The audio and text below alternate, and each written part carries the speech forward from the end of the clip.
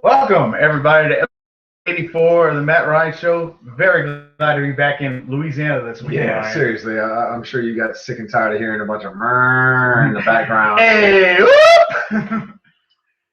I'm sure they got sick and tired of hearing you in that ballroom halfway through Thursday night, though. I was semi-respectful. I didn't want to get my ass kicked. Right, you were a one-man army there, Matt. Wasn't a one-man army, but I did represent well. But speaking of gig 'em, we'll get to them in just a second. But first, we're going to talk football this week. Finally, 48 hours from now, first round of the NFL draft, and 32 times Roger Goodell gets to get booed in one night. Boo! Can't wait. But Saints got 2 picks in the first round at number 13, which we earned with our average 7-9 record. And then the 31st pick of the draft that we picked up from Seattle with the Jimmy Graham trade, as we also received All-Pro center Max Unger.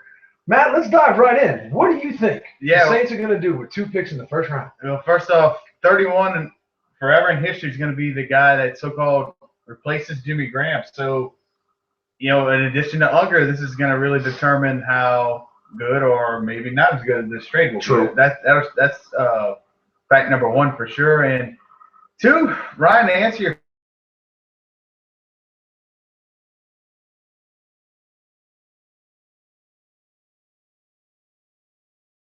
draft, a la Patriots, a la what the Cowboys did in the 90s with Jimmy Johnson and all them. Do they get crazy and go Ricky Williams on it and give up both to 13, and they think they can trade even back further? They get second-round picks.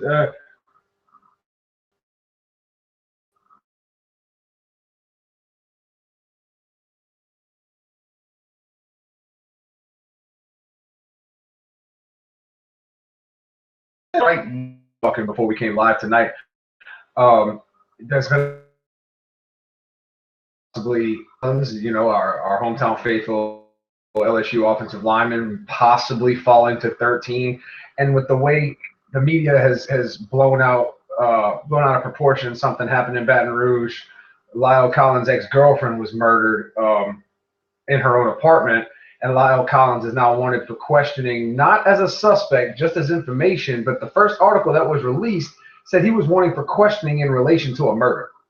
And when you read that from the media, it makes you really, what? Lyle Collins? But, it's been clarified. Detillier was having an absolute fit on our local radio here before we came live about that. So that might affect 1, maybe 2 draft picks. You never know. That'll be definitely interesting. It could help the Saints, really, truthfully, with Lyle Collins falling. There's been a lot of talk of Bud Dupree, Kentucky.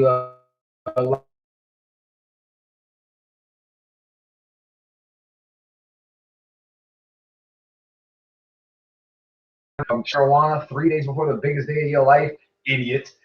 He may fall to 31, right? He may fall to 31. He may fall farther than 31. There's a lot that can happen. The talk of the Saints, giving up the 13 and 31st to possibly move in the top 5 to take the likes of Amari Cooper. And Matt was a very adamant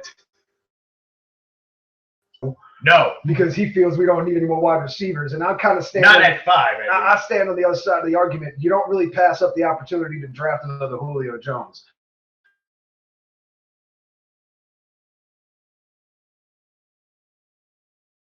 I don't really know. We don't really know what could.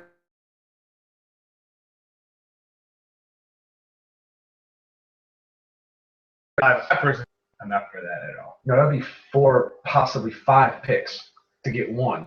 Now, how many do we have? 9 altogether? 2 in the first, 2 in.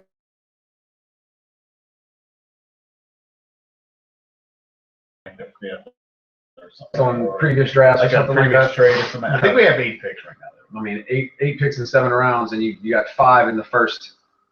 You got 5 picks in the first 3 rounds. Yes, 5 in the first 3 though. That's... 2 in the first, 2 in the third, and your normal. And you got 1 in the second. And you actually got the addition problem. You got 13, 31, and 44 as your first 3 picks. Yeah, well, 31 and 44 could be substantial, being as close as they are. It's still in the top 50. Especially with the linebacker depth. I think the Saints at worst have got to go linebacker no later in the second round, just because there's some elite guys that are going to be there in the top 50. to help him out for sure. And then you mentioned guy from Kentucky, kind of that hybrid defensive Bud end. Dupree. Bud Dupree, yeah. There's another guy. I can't think of his name for the life of me. Who's had character questions. I can't. His name's lost me.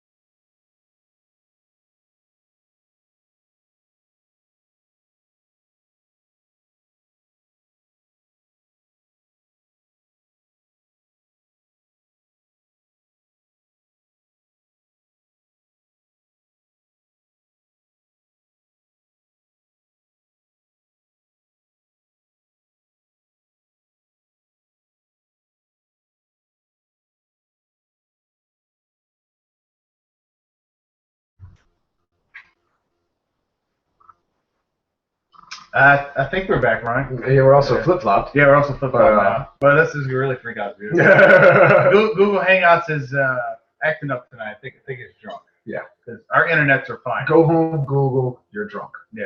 Our internets are fine. You can clearly see it on our status bar there. And we're playing musical chairs over here. Yeah, and we also moved him around too. Oh yeah, that's right. Freaking more and more moved around. We moved everything. We'll see if they even notice.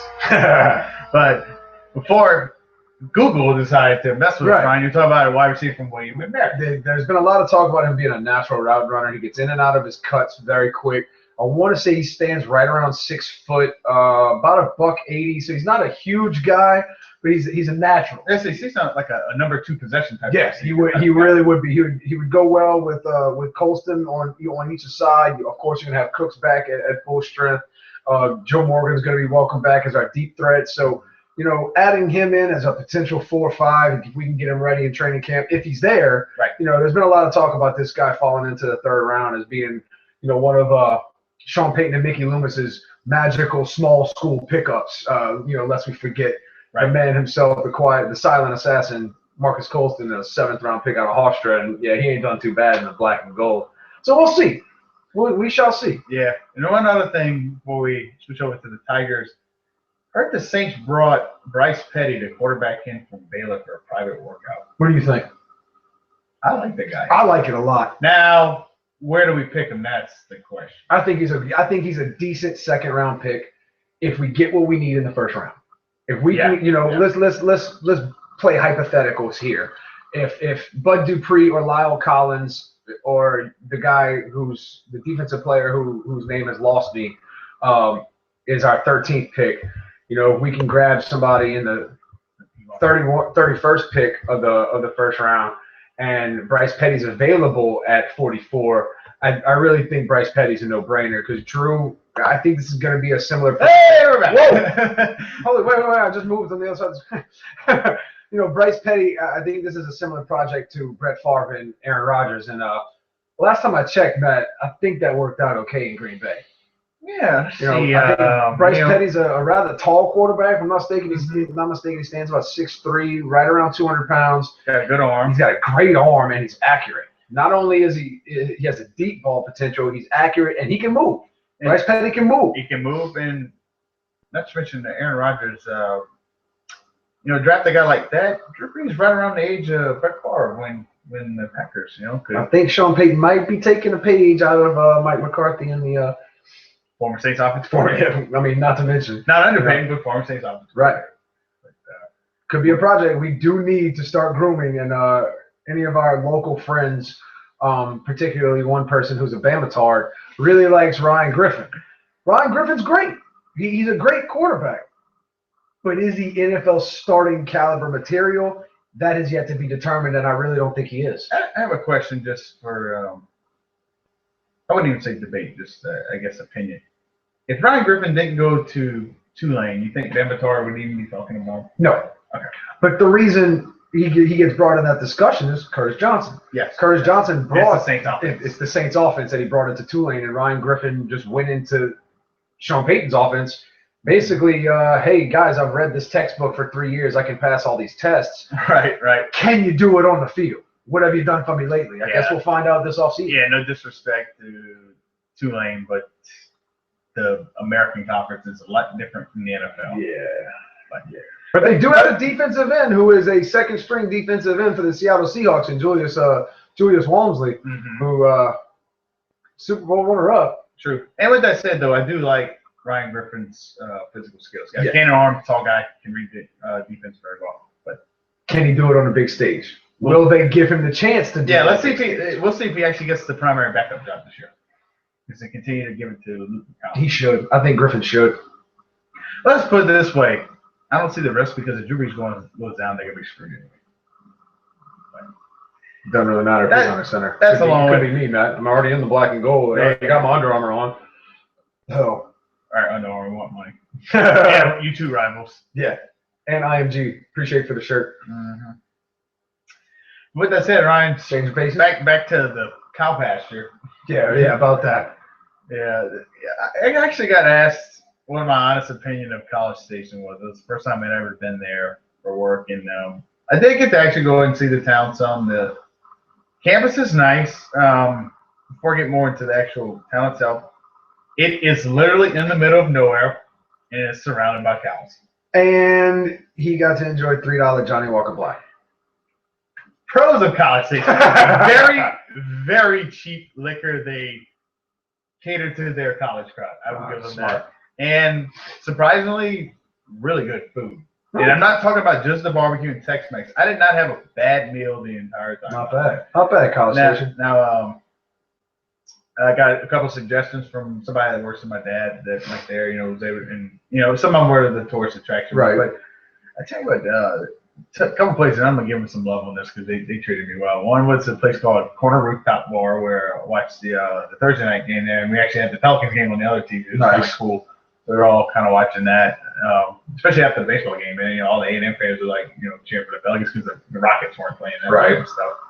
But they had really good food, and they were like, especially if you want to bang for your buck and get a good meal, that's a really good place. Especially this south of the border burger I had. It had guac, jalapenos, avocados, and then they like top queso on top of it. Just one of these things is just like, get in my mouth right now. Get in my belly. If you want more of your classier place, they have a place called Napa Flats, really good pizza, and then of course bring your lady friend. They got really good wine and sangria and all that stuff. And good Ellen, sounds like we got a road trip coming. And whiskey drinks for the guys. Yes, that's a must. In fact, funny story from there. When I was there with one of my friends, and we were looking at the bar, had like your typical bromance type of date. Yes. I mean, they're all in these like button-down shit. Look like they just came from the law office or whatever. And Brian, what would you think? Like usually, come from a long day at the law office. What do you think they would order at the bar? Probably either. If they come from the law office, I would either go with whiskey, martinis, or cheap beer. You're wrong on all three. Wine. And both of them had wine. It's kind of one of those things like, Well, that's a real Okay. that's a real bromance state there. Maybe that's what they do. I guess that's how they get down in College Station. But funny thing is, right next to them was like another bromance date. Definitely just came from the golf course. They had cheap hair. Oh yes.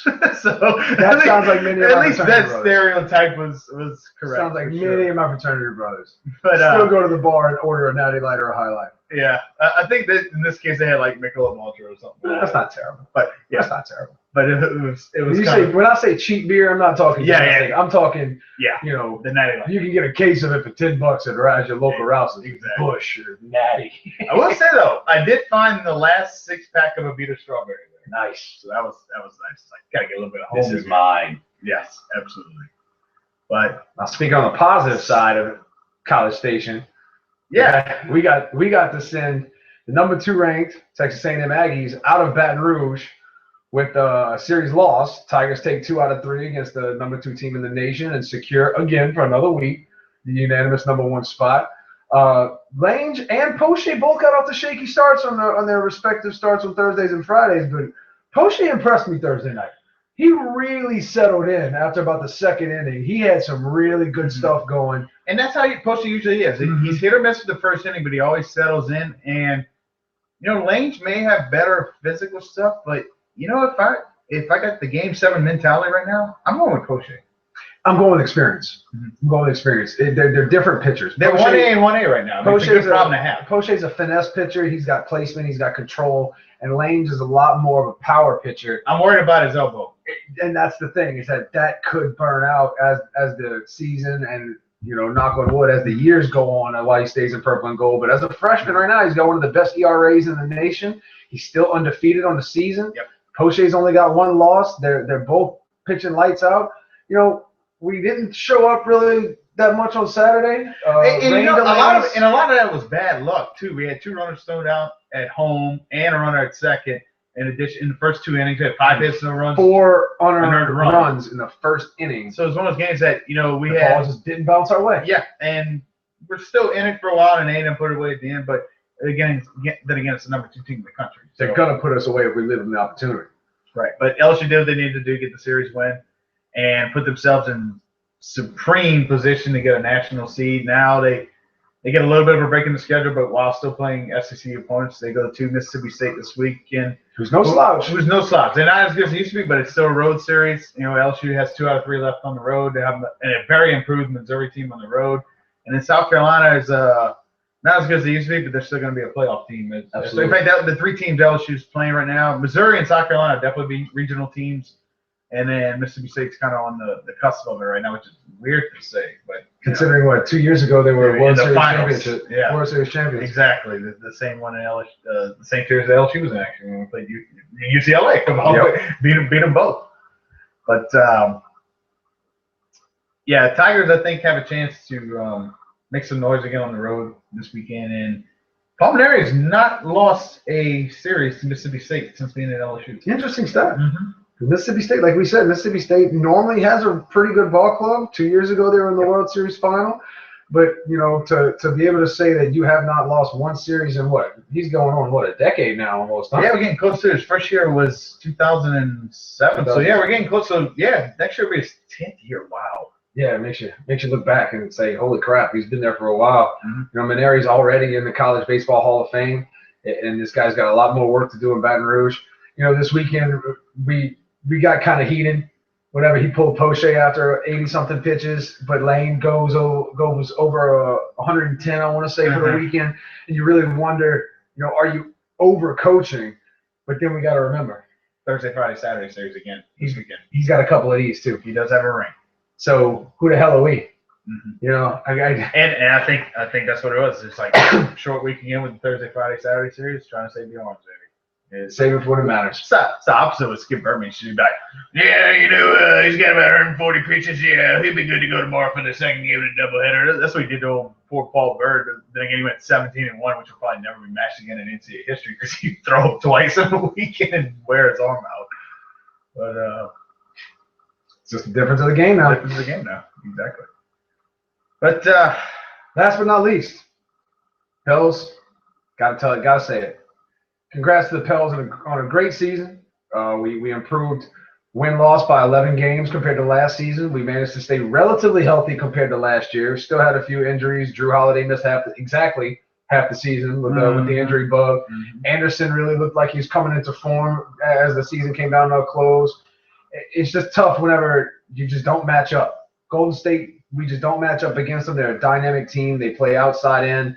They're fast. They don't have the big body underneath. And when Osik was on the court, it gave us problems because he can't keep up with them. But we needed him on the court for defensive reasons, and he just really didn't show the $15 million he was worth this year. Or the $15 million he got paid this year because of his 3-year deal he had with the Rockets. We kind of got the shit into the stick with his 3-year contract. Will he get $15 million at the end of this year? No. He'll be lucky if he gets 7.5. AD's already been told he's going to get the max deal depending on the salary cap. But will he accept it?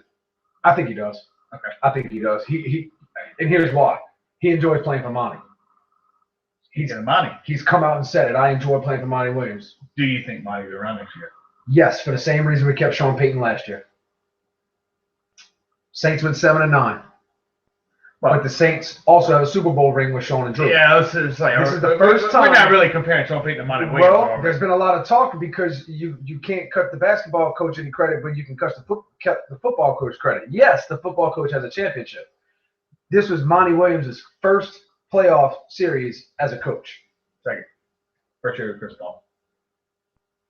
And somebody gave me some incorrect information on the radio. I need to call our local station. But Monty Williams is also 2-8 in the playoffs. He's 2-8. Well, he went what? 2-4 with 2-4 with the CP. Lakers with CP3. Okay. You know, truth be told, I think he stays. I think they keep him because I think AD wants him to stay. I think AD likes being here. I think they can build the team around him. He's going to get a 5-year, $140 million deal. It's going to be, when you do the math, it's right around $28 million a year, guaranteed money. It's going to leave the opportunity for the likes of Eric Gordon to restructure or leave. Personally, he can leave. I think, but he's still one of the top 5 shooters in the nation by his stats. Didn't he accept his player offer? I don't know. I have to go back and look. I don't know that off the top of my head. But if he did, he's making $15 million next year if he accepted it. But it's a contract year now. It is a contract year, and Eric Gordon showed times throughout the season where he was worth $15 million. His three-point shooting was good, and then, he was relatively healthy this year. And then he showed times where he wasn't worth the $750 I spent on my Jimmy Johnson tonight. You know, game 4, he wasn't worth the $750. Game 3, I'd have gave him an extra $1 million. Actually, game 4, he played lights out. No. Yeah, he had like 30 points. Then I'm thinking. You're thinking of Holiday and Evans. I'm thinking of game 3. 3 he played. Okay. 3 he went one. It was either 3 or 4. He went 2 or 10. That was game. It was at home. No, well, 3 I remember him playing pretty well as well. Then I might be thinking of game 2. I think it was game 2. Okay, where he went 2 or 10 and then came back and played lights out. Him and AD were the only reason we were even talking about it in game 4. In game 4, yeah, they both had over 30 points.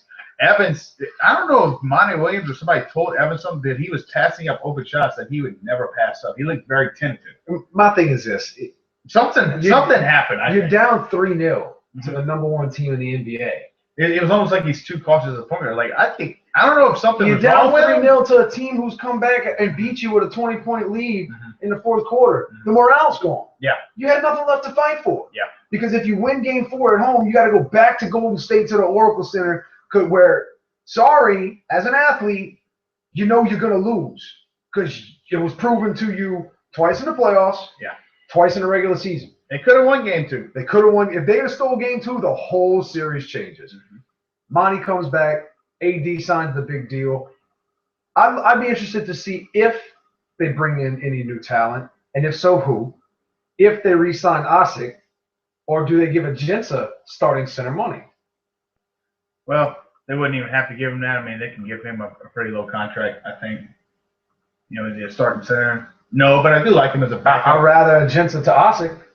And I don't think Osik will be back. I really don't. And I potentially see one of these 3 people not here next year. Tyree, via trade. And Gordon? I think Gordon stays. Gordon stays. I think Gordon plays out his last year. Tyree, Drew, and Ryan Anderson. Ryan Anderson stays. But they have to keep him. But he has a very good contract for a trade asset too. He can shoot. He can shoot. Don't get me wrong, but his defense is bad. We don't need him to play defense. Well, we need everybody to play defense, yes, but I mean, Ain't no Monty Williams' defense. huh? That's why Marcus Thornton was never with us anymore. Monty Williams is defense. That's his philosophy. Then what the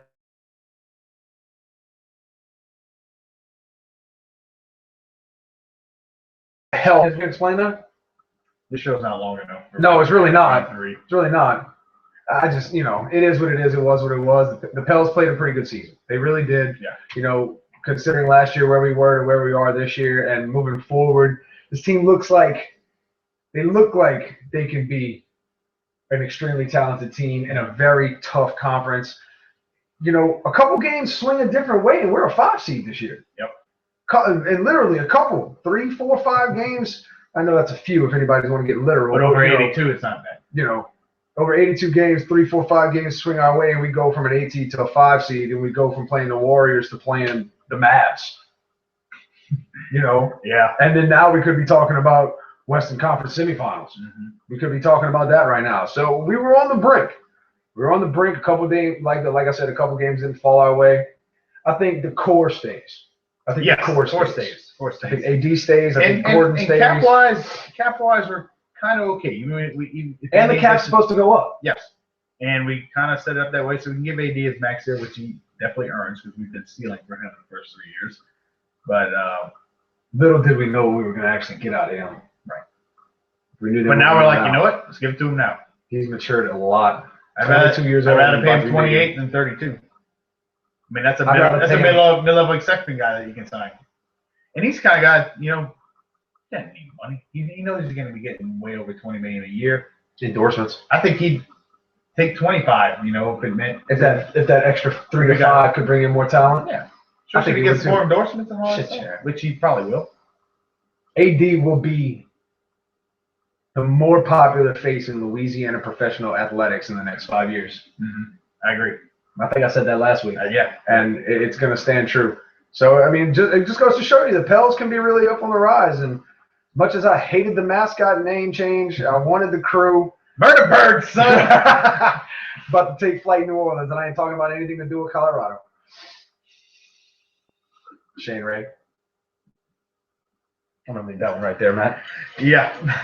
That was wow. How do you follow that? That's with that said, episode 85 next week, Ryan. Are you reporting live? Are you going to do some on-site stuff? I have an idea for next week. I think what we'll do is we'll do the Saints draft recap, and then after that, we'll give you guys a little treat. We'll let you see some behind-the-scenes stuff at Jazz Fest. The whole draft is this weekend. The whole thing. Thursday is the round 1. Fridays 2 and 3. Saturdays 4 through 7, right? Yep. Oh, good. So when we come back next Tuesday, we'll have the whole damn thing back for you. Yep.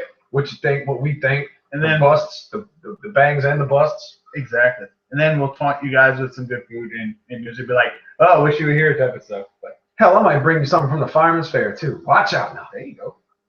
Give the little local fair. Food, fest, fun, and most importantly, beer. Football. Oh. Football, yeah. Come on, man. You could guess the F's. Food, fest, yes, fun, yes. And no, man. Speaking of food, one of the best values, and I'm pretty sure they still do it, the $1 hamburgers at the farm. Hell yes. I don't know if they're $2 now. I think they're $2 now. Which is still great. Hell yeah. And the fries. Oh, yeah. There'll be some good entertainment this weekend. I get to take my son to go ride some rides for the 3rd year now. Exactly. It'll be fun. It'll be fun. And then a couple weeks down the line after that, the Matt Ryan show. Speaking of spring break, right? He's gonna be going on spring break after I just came back from my bro trip, bro. We'll try to get some crazy stuff. Yeah, legally, of course. Partially. Well, yeah, partially. And maybe recording without consent. Maybe not. Public domain. Anything else, Matt? We'll do. Well, that too. Put that for me. Oh, sorry. Yeah, we'll get that in just a second. I'll hold it. I mean, you can hold it. You can already put the hand out now, Matt. We'll give them 2 salutes. They deserve 2 salutes. But we'll do derby picks later after they do pole positions. But before we go off, Mayweather Pacquiao. What do you got? I got Mayweather. I want to pick Pacquiao. It's like Mayweather's. I don't want to see Pacquiao win. I want to see Mayweather win because I honestly believe there's never going to be another fighter like this guy. Muhammad Ali didn't go undefeated. Now, Mike Tyson didn't go undefeated. Now here's the thing: was there better competition when those guys fought than when Mayweather fought? And also, it's a different weight class too. It's a lot of there's a lot of things. But it makes good talking points. It really does. I think Mayweather, pound for pound, is the best fighter that is not ever, but that we're going to see in a very, very, in discussion. Very long time. He's definitely in discussion. Very long time. He's a self-made man. He wears the heel role, and he does it on purpose because he's worth over $500 million, and he can do that because he's Floyd Money Mayweather. I think he wins by decision, though. Yeah, I don't think he wins by decision. Yeah, I don't think it'll be a knockout. This ain't gonna be a knockout. It wouldn't surprise me one bit if it's sort of semi-fixed to make sure it goes a while and not a first round knockout. You know how corrupt boxing is. If anything, How corrupt it can be. Yeah. I refuse to believe that sports are truly, truly fixed. I think things go one way or another. Except Alabama football. Well, yeah, we already know Alabama football's fixed. Why didn't they win the national championship this year if it was fixed? Because they suck. Cannot wait. November 7th. Tuscaloosa takeover. Tuscaloosa takeover. Let's leave them with that. Tuscaloosa losers. Good night, America. See you next week, episode 85. Woohoo!